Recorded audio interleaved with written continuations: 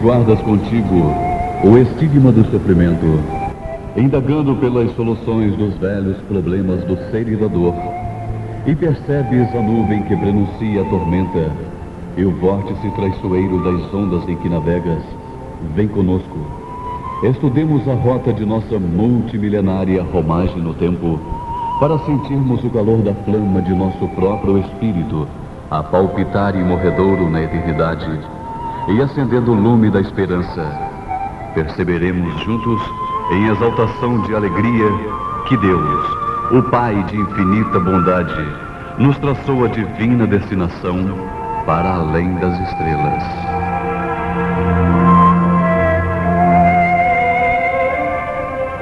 Passaremos a apresentar Projeto Futuro, um programa ecumênico, onde ciência, filosofia e religião se unem para responder questões humanas ainda não devidamente explicadas pela ciência acadêmica. Coordenação CEP, Centro de Estudos e Pesquisas Espíritas. Uma realização AME, Aliança Municipal Espírita.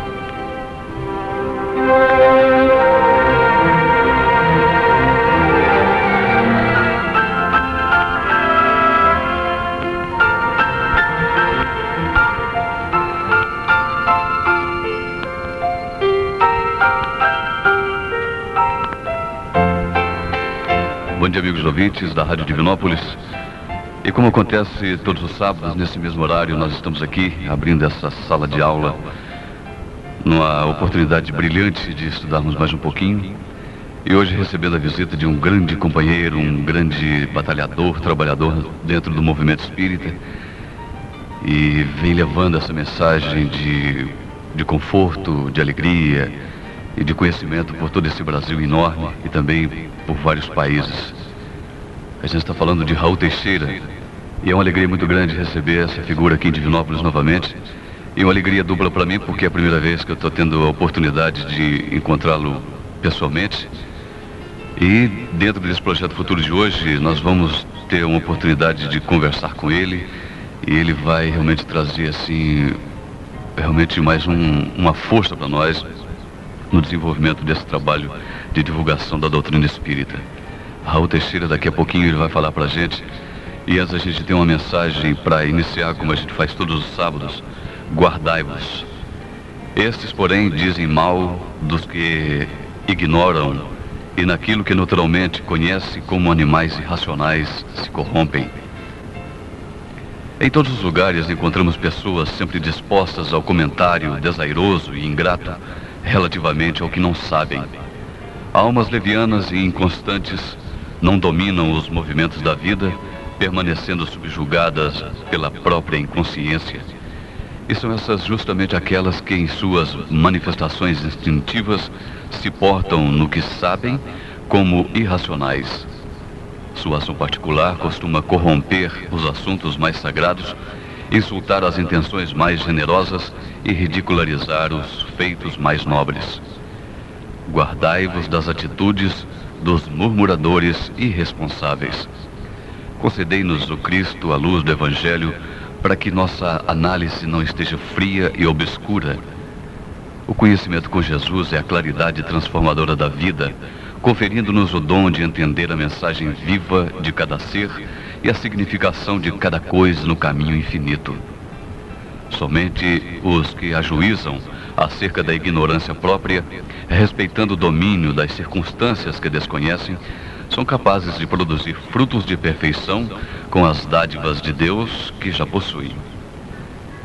Essa mensagem, guardai-vos, foi recebida pelo nosso queridíssimo Chico Xavier, ditado por Emmanuel. Muito bem, para a gente levar no ar o Projeto Futuro, e hoje especial, como todos os outros projetos futuros são especiais, mas hoje assim com uma dose bem mais, né, carinhosa para uma manhã de sábado, né? Nós vamos falar um pouquinho aqui de Raul Teixeira, para depois a gente bombardeá-lo com perguntas, né? Ele vai sair daqui realmente bombardeado. Raul Teixeira, nascido em Niterói, no estado do Rio de Janeiro, no dia 7 de outubro de 1949, filho de Raul dos Santos Teixeira e de Benedita Maria da Conceição, a partir dos tenros anos de idade da mocidade, ao travar contato com a doutrina espírita, entusiasmou-se com ela e iniciou seu caminho de pregação doutrinária, ao mesmo tempo em que a dedicação à mediunidade foi-lhe abrindo veredas e visão novas nos arraiais do movimento espírita. Junto de alguns companheiros, fundou em 4 de setembro de 1980 a Sociedade Espírita Fraternidade, em Niterói, desenvolvendo a seguir um trabalho de assistência à criança favelada e de seus familiares, atividade hoje transferida para os labores do Remanso Fraterno em fase de estruturação. E conhecido por sua vibrante pregação em todo o Brasil e em diversos países estrangeiros, prossegue Raul buscando atender aos objetivos do Espiritismo. Bom dia, Raul. Muito bom dia. Muito bem-vindo aqui no Projeto Futuro. Muito obrigado, caros radiovintes, queridos irmãos espíritas, irmãos da cidade, co-irmãos de todas as crenças, os irmãos que ainda não se ajustaram a crença alguma, nossos votos de muita paz, nosso bom dia, rogando ao celeste amigo que a todos nos envolva neste dia e neste momento. É sempre bom, Raul, a gente receber companheiros de outras cidades, porque é sempre uma oportunidade brilhante de trocar ideias, reciclar, aprender e viver esse contato bonito. E eu tenho certeza que todos nós aqui, sem nenhum elogio, porque isso aí não leva a muitos lugares, mas é só para te dar assim, realmente esses votos de boas-vindas sempre mesmo, porque todos nós estamos carentes de aprender e de trocar essas ideias, né? Principalmente você que vem já há muito tempo dentro do movimento espírita, ampliando o teu conhecimento e maravilhosamente bem você vem passando essas informações para nós que estamos assim engatinhando, né, e querendo aprender mais, né? Então vamos aproveitar esse tempo que nós temos, que não é muito, e vamos então com um bombardeio de perguntas, porque tem muita coisa para te perguntar, tá ok? Ok. Então vamos lá. Em linhas gerais, Raul, como se encontra o movimento espírita nacional e internacional, uma vez que você está percorrendo quase todo esse planeta, vivendo esse momento de contatos com outras paragens, né? Como é que está acontecendo o movimento espírita aqui no Brasil e lá fora? Nos lembramos de uma afirmativa de um notável poeta inglês, quando disse que ninguém pode deter a aurora. E em verdade o que nós estamos vendo acontecer com o movimento espírita é que ninguém pode deter a sua marcha, já que ele representa para nós essa aurora fulgurante para a humanidade. Em toda parte, no Brasil e no exterior, nós estamos encontrando o movimento espírita em franco crescimento. Cada vez mais pessoas se aproximam dos estudos espíritas, curiosas por conhecer mais um caminho, mais uma opção de vida, interessadas em sanar os seus problemas da dor, a buscar conforto moral, a recolher explicações para múltiplos problemas da vida. O fato é que, de uma maneira ou de outra, nós temos achado tanto a juventude quanto a madureza procurando a doutrina espírita com esses olhos de quem deseja achar um novo caminho, uma proposta nova de vida. E isto para nós, que somos pombos correios dessa doutrina maravilhosa, causa-nos muita felicidade. Não porque o nosso movimento esteja crescendo em número de pessoas, porque não temos a presunção de desejar dominar a terra, numericamente falando, mas porque encontramos as pessoas abrindo espaço mental para pelo menos conhecer a doutrina espírita, uma vez que durante muito tempo ainda encontrávamos indivíduos atados a um preconceito tão tremendo que eles não podiam sequer tomar um livro espírita para ler, como se ao ler um livro espírita ficassem contaminados por uma praga qualquer. Então hoje nós estamos vendo pelo Brasil, e já em alguns países a iniciativa vem sendo copiada aqui do nosso país, as feiras de livros espíritas, que têm aberto um espaço muito amplo para que o movimento espírita se expanda e que o conhecimento espírita se estabeleça. Cada indivíduo não espírita que passa pela feira de livros e adquire um livro e lê esse livro, mesmo que ele não se torne espírita, mas a sua concepção acerca do espiritismo se modifica. A simpatia que ele não tinha pelo espiritismo passa a ter. E nós vamos eliminando uma série de problemas, de barreiras ideológicas a respeito da nossa fulgurante doutrina. Temos visto, então, com muita alegria, que o movimento espírita se expande. Oxalá que ao lado dessa expansão do movimento, haja também uma integração na doutrina espírita por parte daqueles que se ajustam ao seu movimento. Que haja um interesse de fato por assumirmos as propostas que a doutrina espírita nos tem trazido nestes anos todos de sua existência. Estes são os nossos votos, sabedores de que ninguém pode mais deter a aurora. Homicídios bárbaros ocorridos recentemente, Raul, reacenderam a questão da pena de morte. O que o Espiritismo tem a dizer sobre esta questão? A mesma coisa que disse-nos Jesus. Nós não podemos colocar remendos novos em panos velhos, tampouco colocar vinho novo em odre velho, porque correríamos o risco do pano velho se rasgar e não fixar o remendo novo, e do odre velho se partir explodido pela fermentação do vinho novo. Nós estamos sentindo, ao mesmo tempo, o que o Livro dos Espíritos nos aponta ao dizerem os benfeitores a Allan Kardec que é necessário que o mal chegue ao excesso, a fim de que os homens possamos sentir necessidade do bem e das reformas sociais. Neste momento dos crimes bárbaros, das tragédias mais hediondas, no campo do homicídio, do suicídio, nós estamos verificando que essa é a resposta que está sendo dada aos valores da sociedade desenvolvidos até então. Quando nós olhamos para os meios de comunicação de massa, sejam eles radiofônicos, televisivos, jornalísticos, periodísticos, nós estamos vendo um valor muito grande que vem sendo dado à violência. Em toda parte, não somente no Brasil, se fala muito da violência, da maldade, da criminalidade, e os veículos de comunicação trazem para as suas páginas ou para os seus espaços as fórmulas, como é que se faz, como é que os delinquentes conseguiram, como é que deixaram de conseguir, mas ao mesmo tempo nós estamos vendo na nossa sociedade dezenas e dezenas de lares de orfandade, de lares de velhos, homens e mulheres adotando crianças, filhas de outras carnes, para que eles possam criá-las, homens e mulheres adotando posturas as mais formidáveis no trato com o cuidado com os animais, o cuidado com a natureza, os cuidados ecológicos, e isto não encontra o necessário espaço para a divulgação.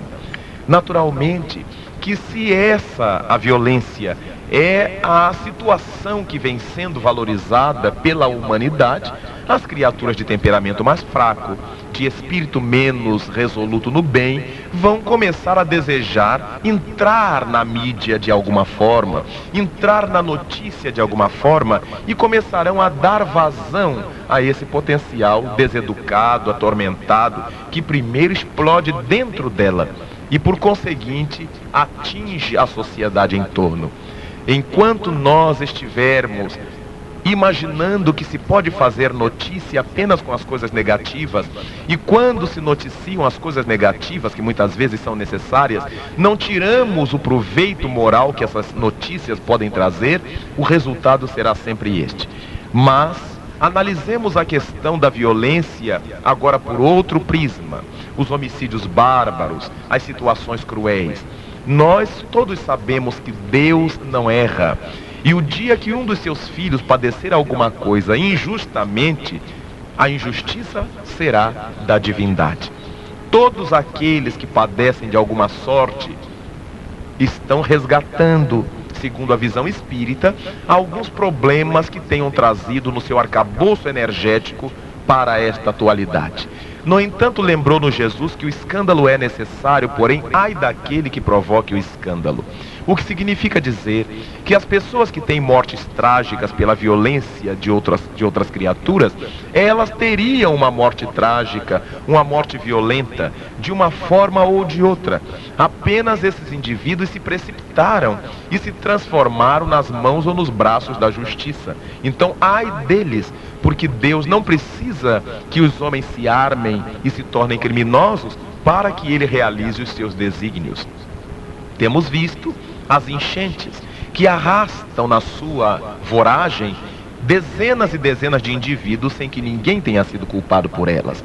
Temos visto os vulcões, os desabamentos, os incêndios espontâneos, que ninguém se torna culpado pela existência deles. Temos visto os tremores de terra, os maremotos, temos visto tantas coisas fazendo com que indivíduos que tenham karma negativo nessa área resgatem sem que nenhum dos seus irmãos se torne responsável pelo seu resgate. A partir do momento que alguém se insurgiu em nome da lei, em nome da justiça, com ou sem o seu aval, para fazer a justiça que compete a Deus, naturalmente que fica incriminado naquele processo que não teria nada que se envolver. De modo que nós temos que encarar isto como algo que precisa ser transformado. Mas vamos nos perguntar qual é a nossa participação neste processamento. Onde é que eu posso dar minha cota para ajudar a transformação da Terra neste momento ciclópico tão difícil? Reclamar apenas, lastimar apenas será muito pobre. Nós precisamos investir desde a criança, levando-a a esse movimento de paz interna, a esse trabalho de evangelização, a esse trabalho de cristianização, porque mesmo os pais, mesmo os indivíduos adultos que participam dos grupos religiosos, sejam quais sejam, que participam dos movimentos religiosos, sejam quais forem, não estão vivenciando como deveríamos esses ensinamentos de Jesus. Nós temos falado uma coisa e vivenciado outra. Nós temos apresentado ao mundo uma proposta que não temos seguido literalmente. E deste modo, não podemos nos queixar de encontrarmos um número crescente de igrejas, de templos, de centros espíritas, de pastores, de sacerdotes, de médiuns, ao lado da tragédia que parece ganhar campo. Porque nós estamos pregando muito e vivenciando pouco. Como é que fica o espiritismo, Raul, em relação à pena de morte? Porque, como você falou, acontece uma tragédia e todo mundo então se volta para aquilo ali e quer a pena de morte. O espiritismo, qual é a posição do espiritismo em relação a essa pena de morte? Esse desejo da pena de morte faz parte do temperamento humano. Nós gostamos sempre de resolver as questões pelos efeitos, sem atinarmos com as causas. A pena de morte seria apenas um engano para fazer de conta que nós estamos tomando providências. Porque enquanto se projeta a pena de morte, faltam escolas nas nossas cidades. Falta dignidade nas famílias. E estas são as causas dos problemas graves, aturdentes da nossa atualidade.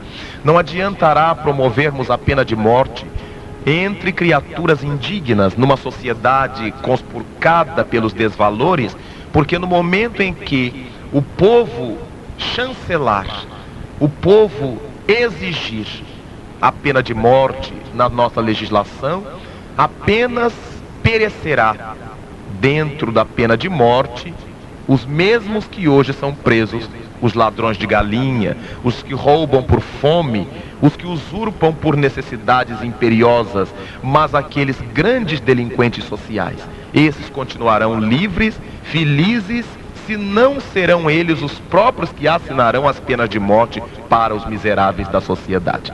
Da mesma maneira que hoje os colarinhos brancos não são inculpados, ou quando são inculpados não respondem pelos seus delitos, também eles não irão para a pena de morte.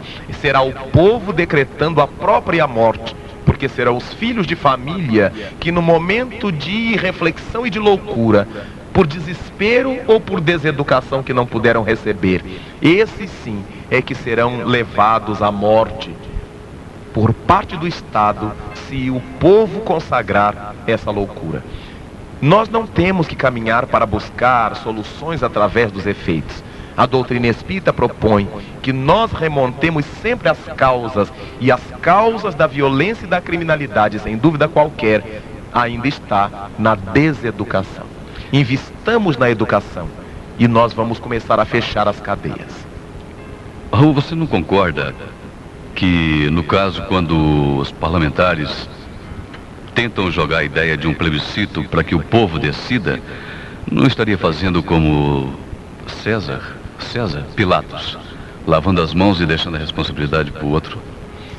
Mas é curioso que, ao lado dessa reflexão, que me parece relativamente justa, existe um outro aspecto. Quando são questões que vai atingi-los, o povo não pode decidir. Eles são os representantes e decidem. Mas quando é uma coisa que eles precisam lançar a culpa em alguém e não assumir, então vamos fazer um plebiscito. Naturalmente que ninguém jamais fez um plebiscito para saber se eles devem ganhar os salários que ganham num país em que o salário mínimo é um salário de fome.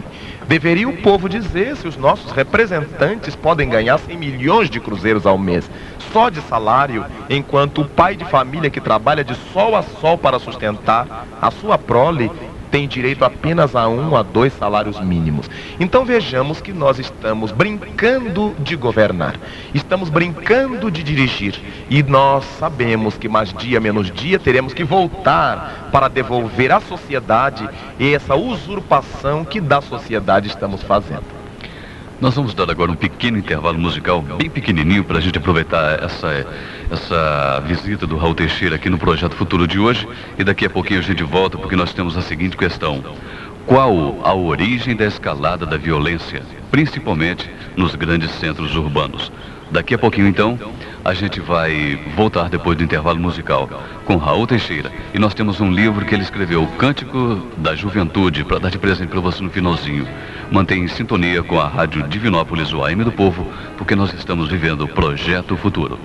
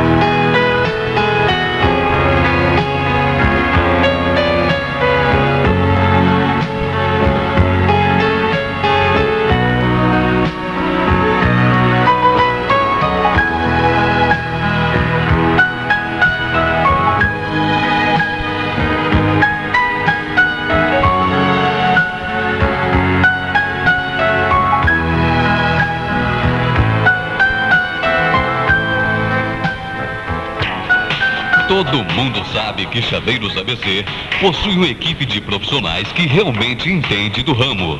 Consertos em relógios de ponto, tacógrafos, velocímetros, abertura de cofres e confecção de chaves na hora. E tem mais, Chaveiros ABC oferece um ótimo atendimento que você merece. Chaveiros ABC, Avenida 1º de Junho, 685, com telefone 221-9288.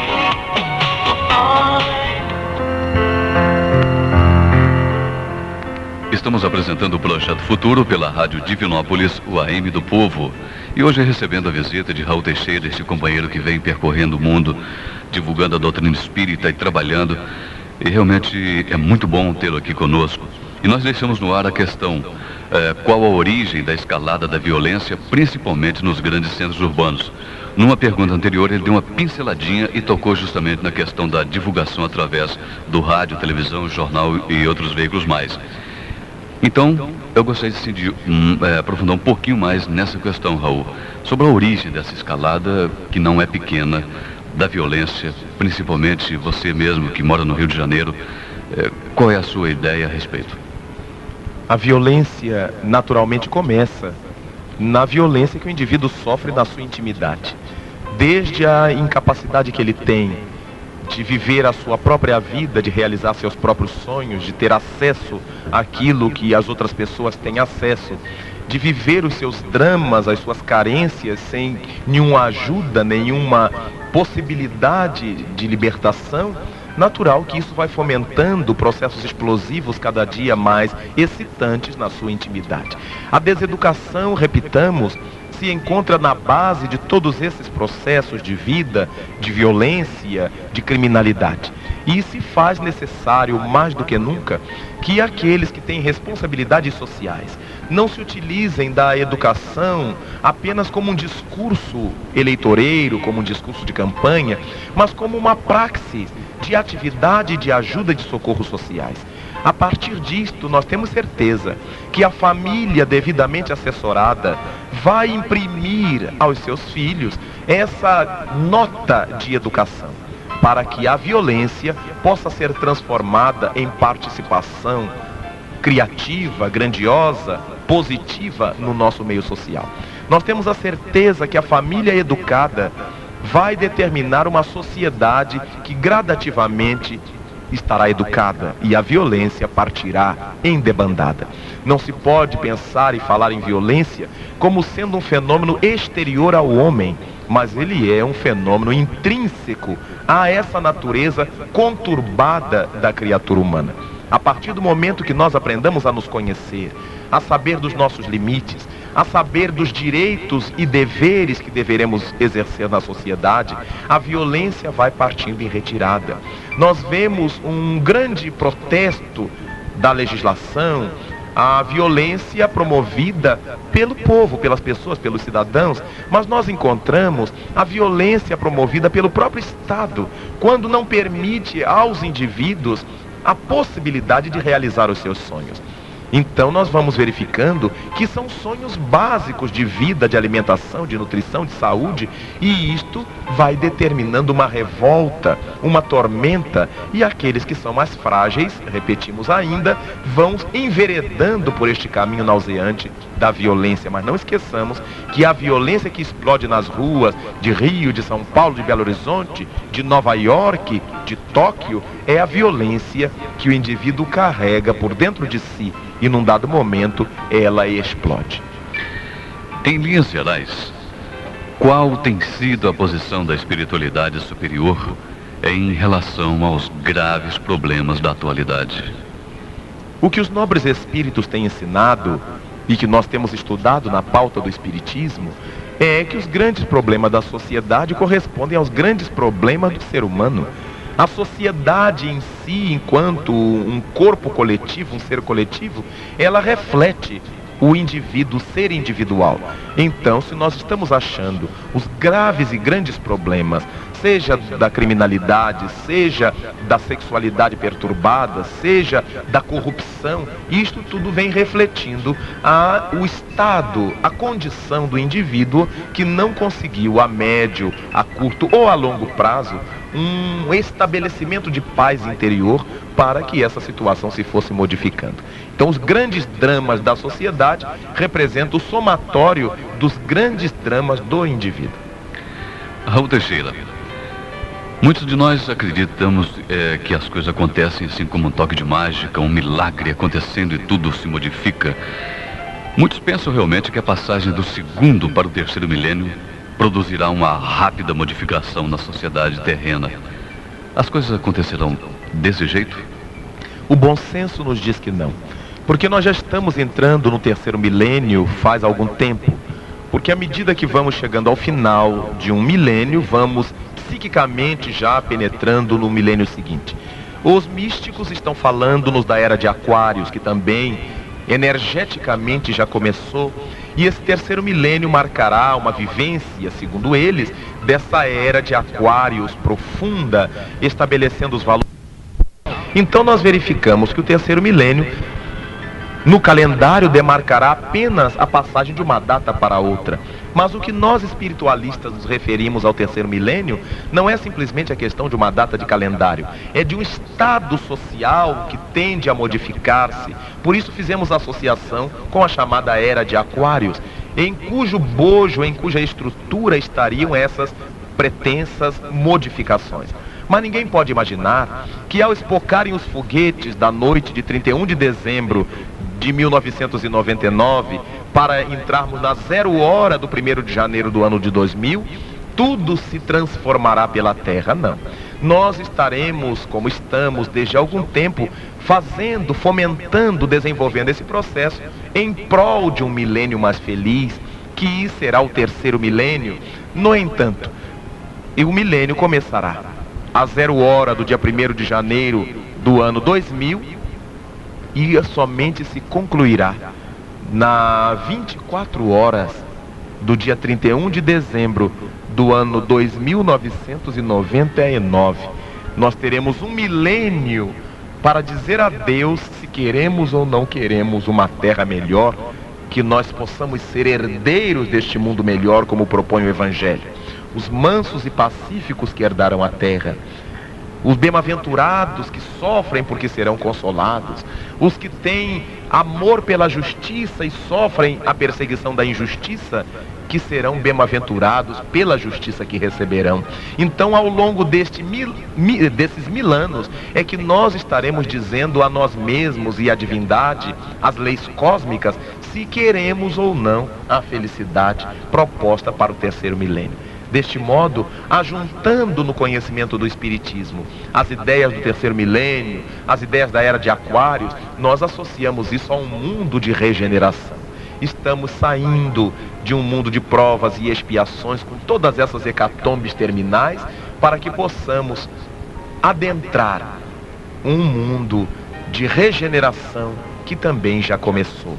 Nós temos na pauta deste final de milênio homens como Gandhi, homens como Chico Xavier, mulheres como Madre Teresa de Calcutá, mulheres como Eunice Weaver e tantas outras e tantos outros, que já nos estão falando de que há indivíduos penetrando pela sua vivência a era nova da humanidade, o mundo de regeneração, ao mesmo tempo que achamos outros que terão que ser banidos deste planeta, energeticamente não se ajustando mais a este planeta, porque se mantém nas linhas antigas de comportamento atávico, negativo, fazendo com que a Terra já não os possa comportar.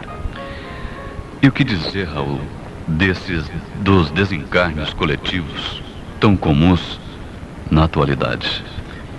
Quando lemos o livro Obras Póstumas de Allan Kardec, há um momento em que o espírito Clélia de Plantier vem nos falar a respeito das expiações coletivas.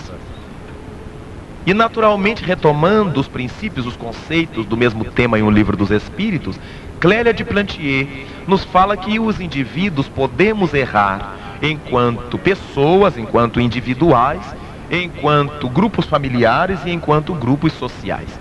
Se os nossos equívocos foram individuais, nós os resgataremos individualmente, ainda que estejamos no coletivo participando. Quando os nossos equívocos são de ordem familiar, nós resgatamos junto a um grupo familiar. Então toda a família está sofrendo um processo, uma enfermidade, um problema de qualquer ordem. Mas nós poderemos haver delinquido, cometido enganos ao nível de um grupo social. Então, dentro de um grupo social, nós vamos resgatar. Por isto é que indivíduos que carregam determinadas marcas morais num conjunto, eles voltam, se reagrupam, se reúnem para resgatarem essa marca moral, essa deficiência moral. Se a nossa equivocação, se a nossa tormenta se deu através de um crime coletivamente perpetrado, nós voltaremos num grupo para resgatarmos, para ressarcirmos. Se temos uma necessidade de uma desencarnação violenta, por exemplo, ainda que tenhamos cometido o nosso desatino isoladamente, a divindade reúne todos aqueles que cometeram desatinos criminais isoladamente para que juntos resgatem num processo qualquer, num acidente de avião, de trem, de ônibus, ou num desabamento, ou num incêndio, num sinistro qualquer, mostrando que as leis divinas não apresentam equívocos, Deus não erra, e as mortes coletivas, diz Clélia de Plantier, significa a necessidade daquelas criaturas de saírem da Terra naquele gênero de situação. Quando nós perguntamos, os vulcões que explodem, que erupem e que envolvem toda uma região com suas lavas, eles explodiram, eles vieram a erupir porque aquelas pessoas estavam ali, ou aquelas pessoas estavam ali porque aquele vulcão iria entrar em erupção. Nos ensinam os espíritos que essa segunda é a hipótese correta. Aquelas pessoas são levadas magneticamente para aquele local. Gostam de estar ali ou necessitam estar ali por alguma necessidade.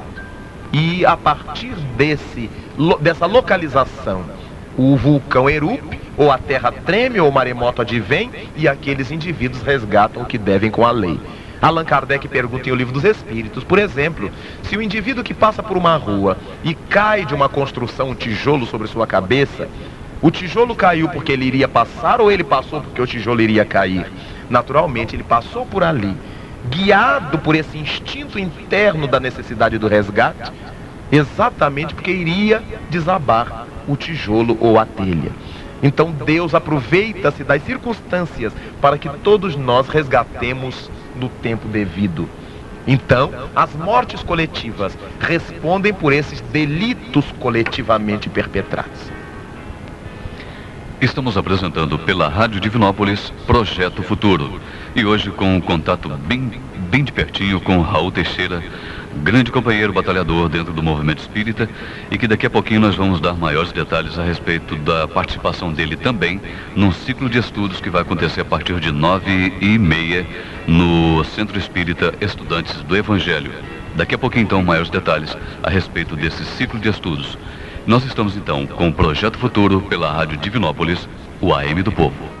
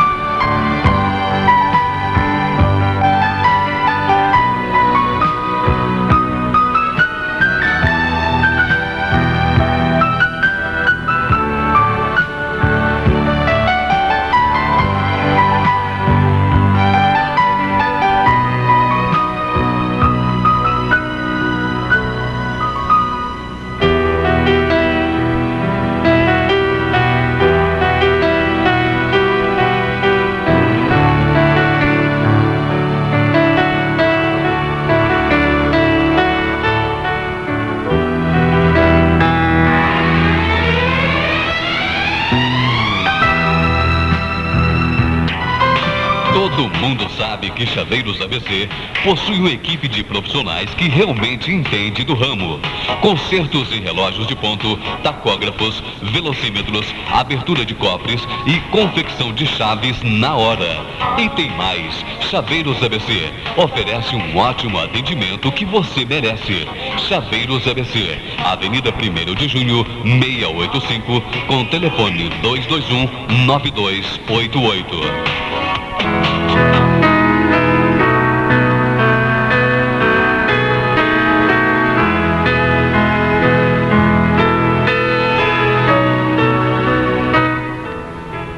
Estamos de volta com o Projeto Futuro pela Rádio Divinópolis, o AM do Povo. E para você que está ligando o seu rádio agora e para continuar ouvindo aí esse restinho de Projeto Futuro de hoje, nós estamos com uma entrevista muito especial com Raul Teixeira, que veio a Divinópolis para um trabalho que vai acontecer no Centro Espírita Estudantes do Evangelho durante todo esse dia, e um outro grande trabalho que será apresentado também logo mais às 8 da noite no Teatron. Daqui a pouquinho mais detalhes a respeito desses dois eventos. A pergunta para você agora, Raul: como cada indivíduo poderia colaborar para a harmonização da nossa sociedade nos dias atuais? Cumprindo o próprio dever. Se cada qual cumprisse o seu dever, as coisas seriam bem melhores. No entanto, vivemos uma hora muito curiosa na nossa sociedade em que todos pretestam seus direitos. Todos falam de direitos humanos, o que é uma realidade, mas poucos falam de deveres humanos. E quando todo mundo quer direitos sem pensar em deveres, a sociedade se converte num caos. No dia que isso mudar, já estaremos colaborando com Deus para a ordem da sociedade. Cumprir o nosso dever. Dever de educar no dever de cumprir horários, dever de cumprir serviços, dever de ser útil, dever de amar ao próximo. Os deveres. No dia que cumprirmos isto, tudo será melhor. Duas questões sempre polêmicas: aborto e eutanásia. Qual a posição da doutrina espírita a respeito? Muito definidas, exatamente porque não tem sentido o aborto, porque é mais uma forma de se resolver o problema pelos efeitos e não pelas causas.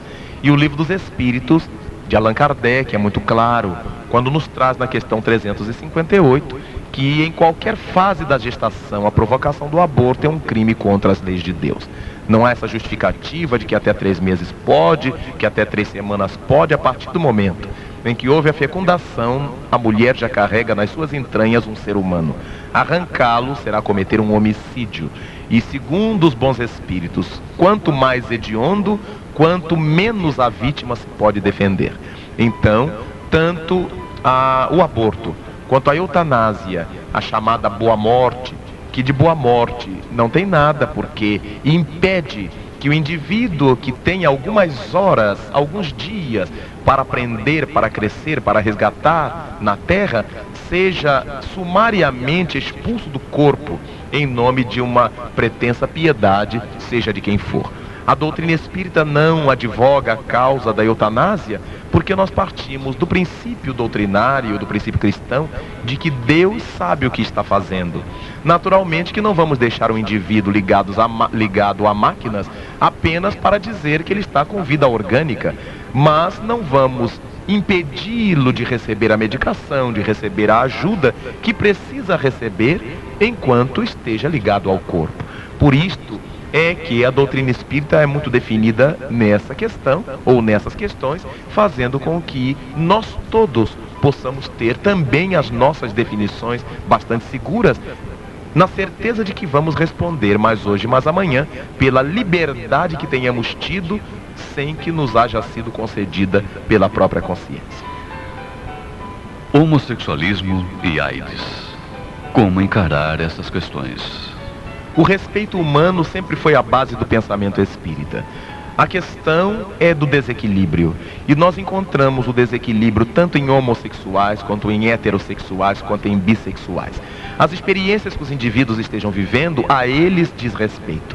Nós encontramos homossexuais que conseguem respeitar a sociedade, que conseguem respeitar a família, apenas escolheram em nome do seu livre-arbítrio essa opção de vida sexual, de vida sensorial, de vida emocional. Ainda que particularmente qualquer de nós não aceite essa postura, mas deverá respeitar aqueles que assim decidiram viver. E nós encontramos, enquanto as discussões propendem para se discutir, para se falar da homossexualidade, o desequilíbrio, o desajuste que cresce dia a dia com os fenômenos heterossexuais.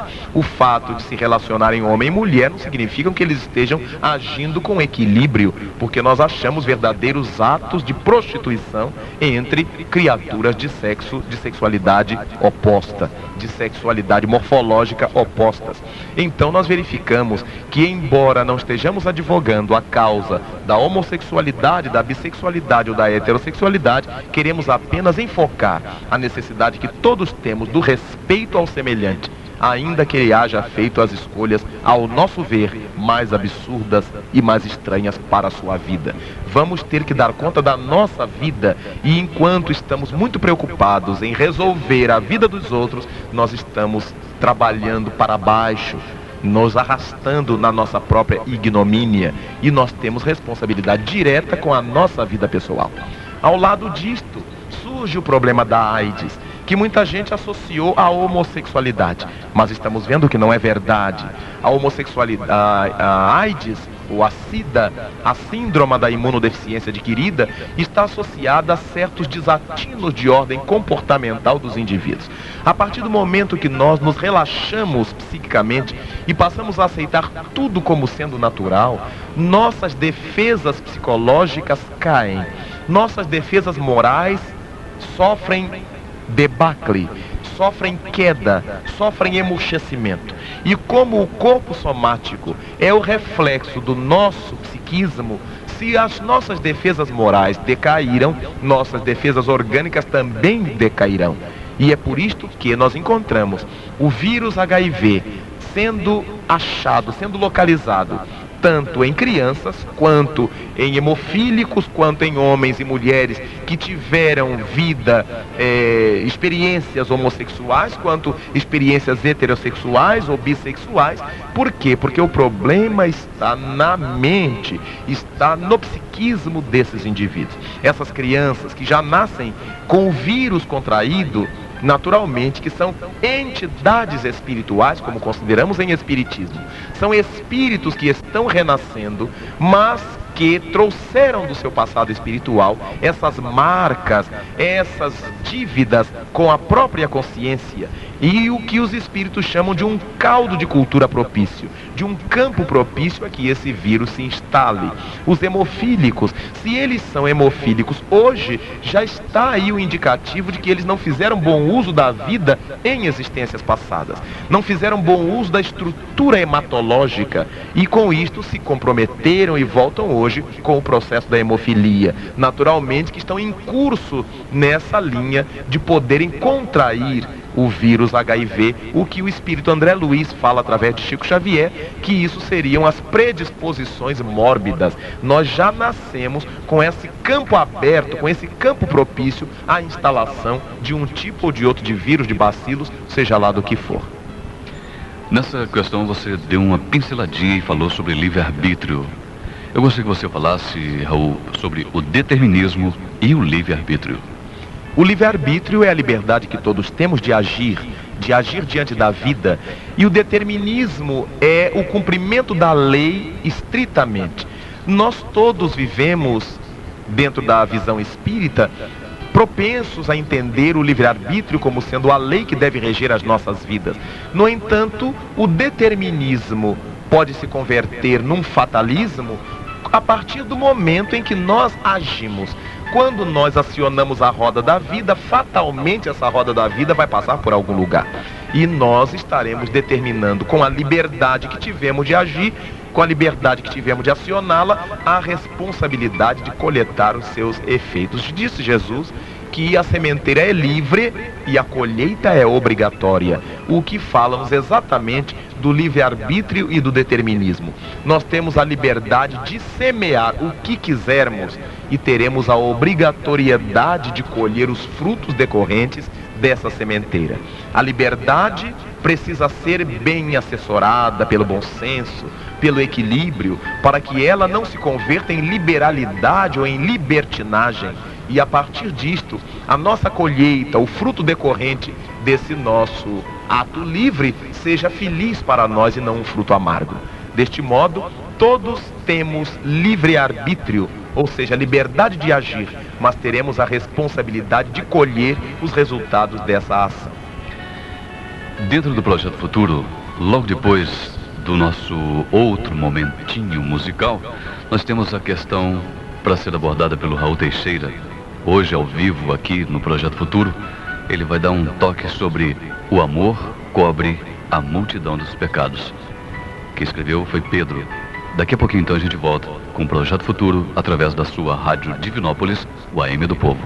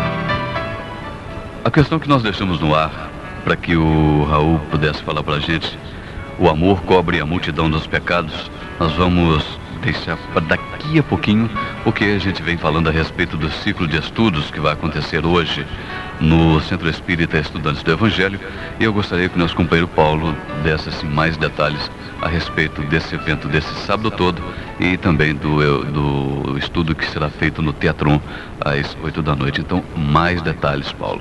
Bom dia para você também. Bom dia. Ficou escondidinho aí, né? Hoje só ouvindo. Bem, ouvintes, o ciclo de estudos, conforme a programação para hoje, prevê para daqui a pouco, às 9h30, a partir de 9h30, o Raul Teixeira no Centro Espírita Estudantes do Evangelho, na Avenida Rio Grande do Sul, 270, quando ele vai abordar alguns assuntos de interesse de espíritas e também de não espíritas. Assuntos como mediunidade, médiuns, a orientação, a evangelização da criança, as atividades próprias do Centro Espírita e outros assuntos, isso na parte da manhã. Após o intervalo do almoço, até ali pelas 15 horas, um simpósio em que você que está ouvindo o Projeto Futuro hoje, em que você que estará participando conosco lá, poderá fazer perguntas em torno de vários assuntos, quem sabe tirando suas dúvidas, tendo a sua motivação individual para poder avançar no conhecimento. E hoje à noite, às 20 horas, no Teatron, o Raul Teixeira fará também uma palestra. E essas palestras, nesses locais, têm entrada franca. O convite para você que está nos ouvindo é endereçado a toda criatura de boa vontade que pretende dar um passo adiante no crescimento espiritual. Portanto, a oportunidade é valiosa. Aproveitemos ao máximo. A partir de 9h30 hoje, até a noitinha, uma série de estudos com a presença desse companheiro nosso, o Raul Teixeira, que estará aí nos passando maiores informações sobre a vida espiritual, sobre as realidades espirituais. E apenas acrescentando mais um pouquinho a respeito da entrada ser franca lá no Teatron, e para você também que não é espírita e que não participa do movimento espírita, mas que de repente deseja aproveitar essa oportunidade desse contato e ouvir aí a palestra de Raul Teixeira, você vai ser muito bem-vindo realmente. E o Teatron, aquela casa maravilhosa, estará de portas abertas te esperando para você participar conosco desse estudo também no Teatron, 8 da noite, hoje, com Raul Teixeira. Bom, aproveitando só um momentinho, é o seguinte: o livro Cântico da Juventude, de Raul Teixeira, que eu falei que seria sorteado hoje aqui no finalzinho do Projeto Futuro, eu vou pedir desculpa aos ouvintes, porque esse livro que está aqui sobre a mesa é do meu amigo Gilmar, nosso companheiro aqui no Projeto Futuro. E como ele sentiu aquele friozinho na barriga, vou perder meu livro autografado pelo Raul, aí ele ficou assustado. Falei, mas não tem nada a ver não. Esse livro, Cântico da Juventude, Raul, tem mais livro, você trouxe mais, então vai ter mais livro lá no Estudantes do Evangelho e também no Teatron. Então nós prometemos sortear esse livro. Então se você ouviu e ficou aí muito satisfeito em poder ganhar o livro, a oportunidade não acabou. Participe então no Teatron, você poderá adquirir o livro, ganhar um de presente e também no Centro Espírita Estudantes do Evangelho. Muito bem, Pedro escreveu: o amor cobre a multidão dos pecados. Sobre essa questão, Raul, o que você tem a dizer? Naturalmente que, embora a questão abranja uma vastidão de possibilidades muito grande, o importante é sabermos que todas as vezes que nós agimos em nome do amor, agimos no bem, nós estamos eliminando energias negativas de alguma negatividade que tenhamos realizado ao longo de nossa vida. Todas as vezes que realizamos um feito nobre, esse feito nobre tem o poder, energeticamente falando, de anular, de desfazer um efeito nocivo de alguma coisa. Deste modo, aqueles que tenham pela terra inteira cometido qualquer agravo às leis que regem a consciência e que estejam por esta razão sofridos, atormentados ou guardando até complexos de culpa, que possam ter a certeza de que o ato do bem, o gesto do amor, são suficientemente válidos para que estes processos antigos de desamor e de tormentos possam ser desfeitos. Todas as vezes que agimos no amor, nós estamos desfazendo algum momento de insanidade, de destempero ou de desarranjo moral que tenhamos cometido. É desse modo, então, que vamos nos dando conta gradativamente do acerto das palavras do apóstolo Paulo, de que somente através do amor é que nós conseguimos sobrepujar a multidão dos nossos erros. Não existe outro caminho a não ser por meio do amor. Amor que se reflete em tudo aquilo quanto fazemos e da maneira como fazemos. Então o amor não é apenas um gesto, é a maneira como realizamos esse gesto. Uma última questão, Raul. A reencarnação e o esquecimento do passado. Naturalmente que a reencarnação é uma lei divina que existe desde sempre na Terra e em outros mundos e que o Espiritismo chamou de reencarnação. Os antigos chamavam de transmigração das almas, chamavam de metensarcose, metensomatose, palingênese, e ainda na Grécia se chamava de uma forma equivocada de metempsicose, imaginando que o psiquismo podia mudar do ser humano para um ser irracional. Mas a ideia de que o espírito volta para habitar um novo corpo é tão antiga quanto antiga é a humanidade. Somente Allan Kardec resolveu dar-lhe o nome de reencarnação, a ação de entrar de novo na carne. E natural que penetrando de novo a matéria corporal, o espírito perca a memória das existências transatas. Da mesma forma que nós não nos recordamos com tranquilidade daquilo que fomos enquanto crianças, ou às vezes daquilo que fizemos o mês passado, não nos recordamos com paz, com sossego, daquilo que nos atormentou no passado.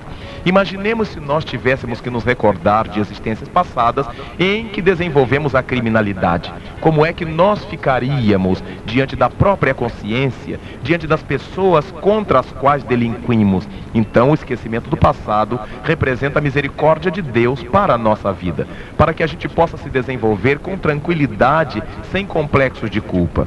Imaginamos uma mãe que carregasse nos braços um filhinho querido e que ela descobrisse nesse filho, por recordação recordasse do passado, que ele foi alguém que destruiu a sua vida, que ele foi um criminoso contra a sua família antiga, como ela trataria esse bebê, esse nenê, será? Que com os mesmos rasgos de ternura, de afeto e de dedicação, que trata esquecendo-se do seu passado?